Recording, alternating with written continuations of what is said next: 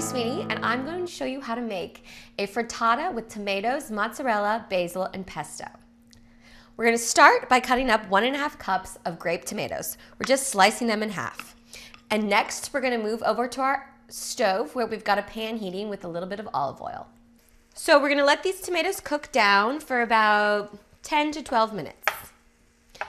And in the meantime, we're going to make our egg mixture.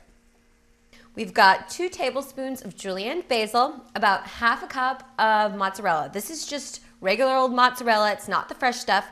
We don't want too much moisture in our frittata mixture. Then we have 5 eggs, about 2 tablespoons of pesto, store-bought or homemade, and 1/4 cup of cream. We're just going to crack our eggs into a large bowl. Get our basil in,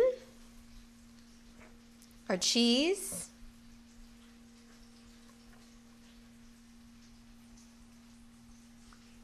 our pesto,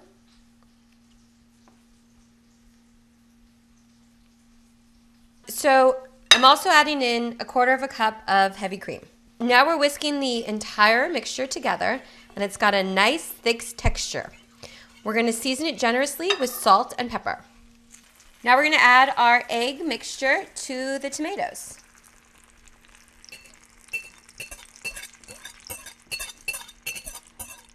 So our frittata has been cooking over the stove for about 6 to 8 minutes. And you can see that the bottom is set, but the top's still a little bit runny.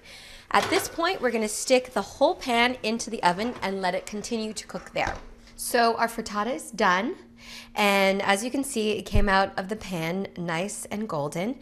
And now we're going to slice it up and serve it.